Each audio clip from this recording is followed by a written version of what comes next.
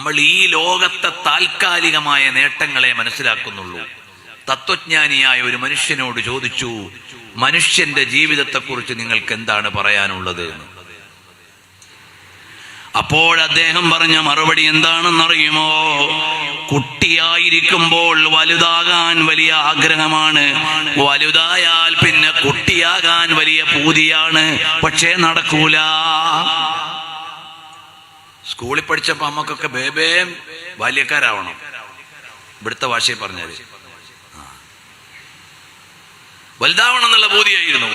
വലുതായപ്പോഴോ നമുക്കൊക്കെ ഇനി ചെറുതായാൽ കൊള്ളാന്ന ബോധി. കുട്ടിയായിരുന്നെങ്കിൽ SSF ആയിരുന്നെങ്കിൽ എല്ലാ മുസ്ലിം ജമാഅത്തുകാരെ ആഗ്രഹം SSF ആയിരുന്നെങ്കിൽ SOS ആഗ്രഹം അങ്ങനെയാ. ഞാനൊരു SOS SSF ആയിരുന്നെങ്കിൽ ബോധി വെച്ചിട്ട് വല്ല കാര്യമുണ്ടോ? ഇല്ല. ഇതാണ് മനുഷ്യന്റെ ജീവിത വീക്ഷണത്തിന്റെ ഒരു ഭാഗം. രണ്ടാമത്തെ ഭാഗം എന്താണ്?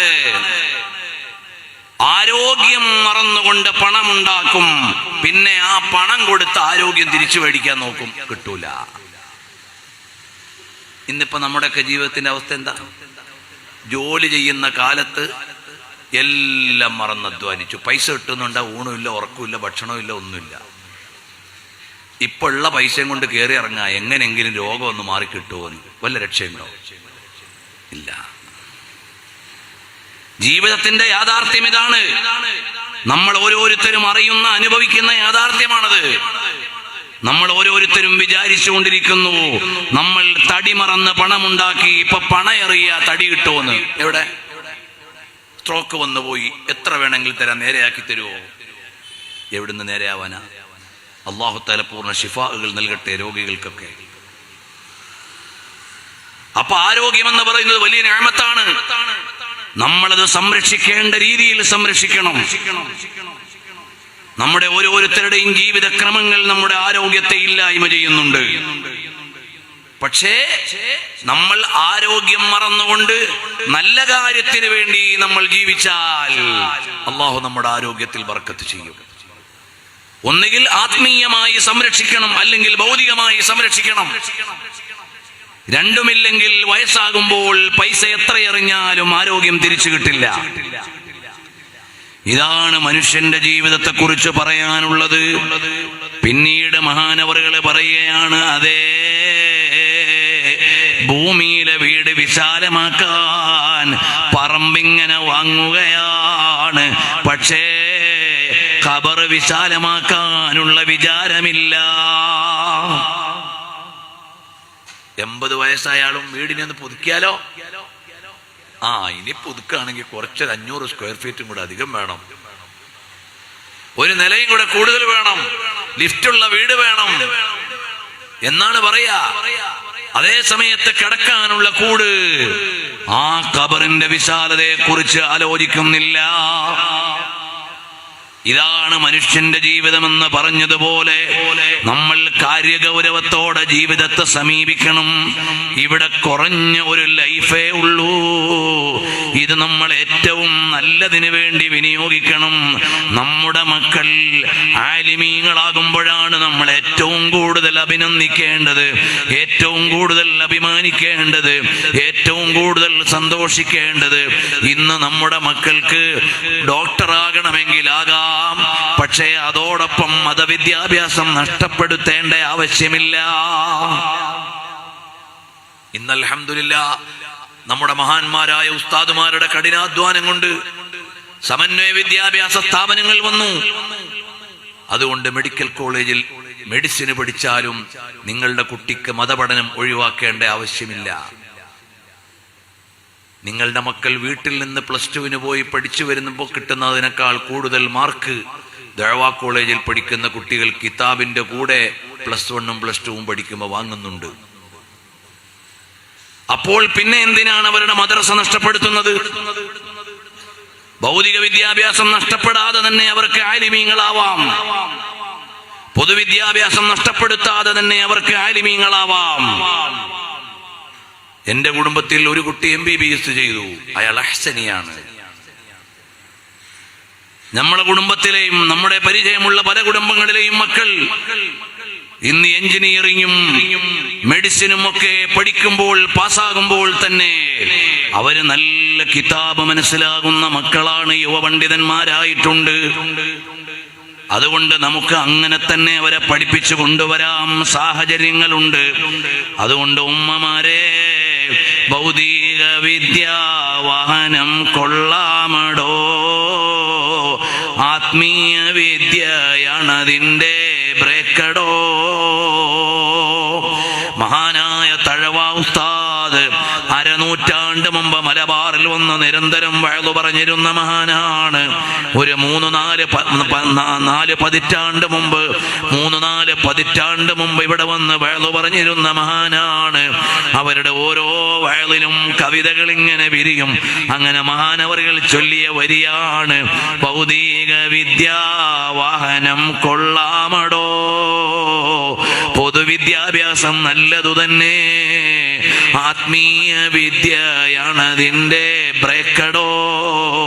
നിർത്തേണ്ടടുത്ത് നിർത്താനും, എടുക്കേണ്ടടുത്ത് എടുക്കാനും, നോക്കേണ്ടടുത്ത് നോക്കാനും, നോക്കണ്ടാത്തത് നോക്കാതിരിക്കാനുമുള്ള ബ്രേക്കാകുന്ന ആത്മീയ വിദ്യാഭ്യാസം നിങ്ങളുടെ മക്കൾക്കു നൽകിയാൽ അവർ ഈ ലോകത്ത് ഇസ്സത്തുള്ളവരാണ്, നാളെ ജന്നത്ത് ലഭിക്കുന്നവരാണ്. നമ്മുടെ മുദ്രാവാക്യം അതാണ്, ഈ ലോകത്തെ ഇസ്സത്തും പരലോകത്തെ ജന്നത്തുമാണ്. അപ്പൊ നമ്മുടെ മക്കൾക്ക് 2 വിദ്യാഭ്യാസവും നൽകാം. ഇന്ന് എത്ര സഖാഫികളാണ് ഡോക്ടർമാര്, എത്ര സഖാഫികളാണ് അഡ്വക്കറ്റുമാര്, എത്ര സഖാഫികളാണ് എഞ്ചിനീയർമാര്. സമാനമായ മതവിരുദ്ധമുള്ളവർ അദനികൾ, സഖാഫികൾ, സഅദികൾ, അഹ്സനികൾ, ജൗഹരികൾ, ഇങ്ങനെ എല്ലാവരും ഇന്ന് വിദ്യാഭ്യാസ മേഖലയിൽ നല്ല കഴിവ് തെളിയിക്കുന്ന മക്കളുണ്ട്. അതുകൊണ്ട് ഉമ്മപെങ്ങന്മാരോട്, രക്ഷിതാക്കളോട് പറയാണ്, നിങ്ങളുടെ മക്കളെ ഒരു മതപരിസരത്ത് നിന്നുകൊണ്ട് പഠിക്കാൻ അനുവദിക്കണേ. അല്ലെങ്കിൽ അവര് ചെയ്യുന്ന തെറ്റുകൾക്ക് നിങ്ങൾ കൂടി ഉത്തരവാദിയാണ്. എന്താണെന്നറിയോ, ചില നാട്ടിലൊക്കെ ഒരു കൗതുകമുണ്ട്. 7ാം ക്ലാസ് കഴിഞ്ഞ് ഇനി ഓള് മദ്രസയിൽ പോണ്ട,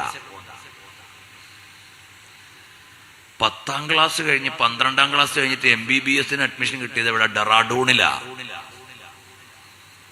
ആരാ ഓളെ കൊണ്ടുപോവാ? അതൊറ്റക്കങ്ങ് പോയിക്കോളും, ട്രെയിനിലപ്പോ സേഫ് അല്ലേ, ഒരു പേടിയുമില്ല.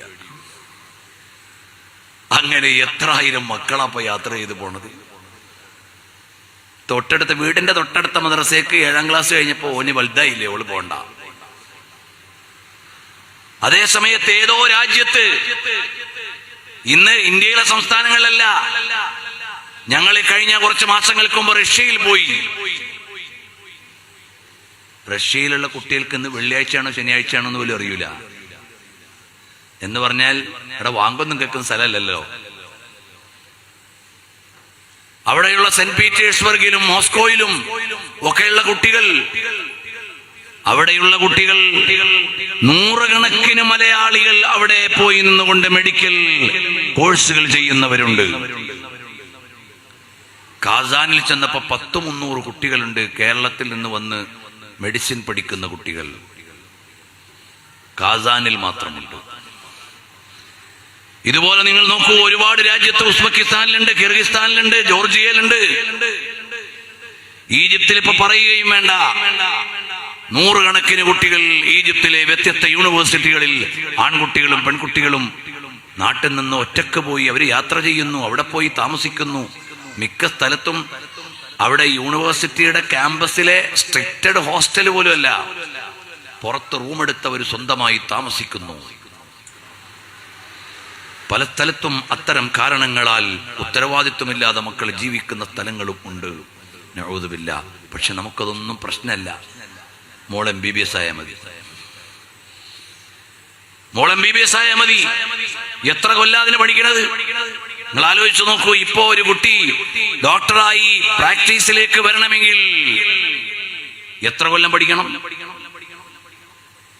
+2 കഴിഞ്ഞ് 5 കൊല്ലം, ഹൗസ് സർജൻസി കഴിഞ്ഞ് 6 കൊല്ലം, പിന്നെ കേവലം ഒരു MBBS കൊണ്ടുവന്നിട്ട് ഇവിടെ എന്തോ കാര്യമുണ്ടോ? ഇവിടെ വന്ന് FMG എക്സാം എഴുതി ക്വാളിഫൈ ചെയ്ത് ഇവിടെ ഹൗസ് സർജൻസി ചെയ്ത് അപ്പോഴേക്ക് മിക്കവാറും 7-8 കൊല്ലം. പിന്നെ കേവലം ഒരു MBBS കൊണ്ട് എവിടെങ്കിലും പോകാൻ പറ്റുമോ? ഇല്ല. പിന്നെ PG ചെയ്യണം, സ്പെഷ്യലൈസ് ചെയ്യണം. എല്ലാം കൂടി ഒരു 10-11 കൊല്ലം കഴിയും. ഏത് മുതലാ? +2 ശേഷം. അപ്പൊ എത്ര കൊല്ലം ആകെ പഠിച്ച്? 28-29 വയസ്സാകുമ്പോഴേക്കാണ് നല്ലൊരു ഡോക്ടറായിട്ട് സേവന രംഗത്തേക്ക് വരുന്നത്. ഇക്കാലം മുഴുവനും പഠിച്ചത് ഈ ഒരു കോഴ്സിന് വേണ്ടിയാണ്. അങ്ങനെ ഒരു കോഴ്സിന് വേണ്ടി ഹോമിക്കാനുള്ളതാണോ നമ്മുടെ ജീവിതം? അപ്പൊ ആ ജീവിതത്തിൽ മൂല്യങ്ങൾ നഷ്ടപ്പെടാൻ പാടില്ല. പിന്നെ ആ കോഴ്സ് കൊണ്ട് അയാൾക്ക് ഉപകാരപ്പെട്ടത് എത്ര കൊല്ലമാണ്? ഒരു 1/4 നൂറ്റാണ്ട്, 25 കൊല്ലമോ 30 കൊല്ലമോ അല്ലേ അതുകൊണ്ട് ഷൈൻ ചെയ്ത് ഇവിടെ ജീവിക്കുന്നത്? പിന്നെ തിരിഞ്ഞു പോയില്ലേ?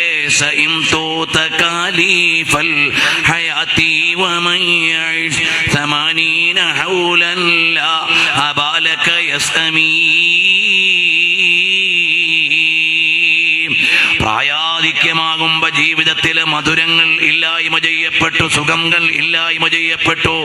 ഇനി നല്ല നിലക്കൊന്ന് പോണമെന്നല്ലാതെ പറയാനില്ലാത്ത കാലം വരും മനുഷ്യന്. അതുകൊണ്ട് പ്രിയമുള്ള സഹോദര, പ്രിയമുള്ള സഹോദരി, പ്രിയമുള്ള ഉമ്മമാരെ, നമ്മുടെ മക്കൾ അള്ളാഹുവിന്റെ ദീന് പഠിക്കണം. അതിലൂടെ അറിയുന്നത് ആരെയാണ്? സ്വർഗത്തിന്റെ അധിപനായ, സ്വർഗം തുറന്നു തരുന്ന രക്ഷിതാവായ, സ്വർഗം ഉദ്ഘാടനം ചെയ്യുന്ന പുണ്യപ്രഭു സല്ലല്ലാഹു അലൈഹി വസല്ലം തങ്ങളെയും സ്വർഗത്തിന്റെ അധിപനായ അള്ളാഹുവിനെയും അറിയാനുള്ള വഴിയാണ് ആത്മീയമായ വിദ്യാഭ്യാസം. അത് നഷ്ടപ്പെടുത്തിയിട്ട് നമ്മുടെ മക്കൾ പ്രൊഫഷണലായിട്ട് കാര്യമില്ല.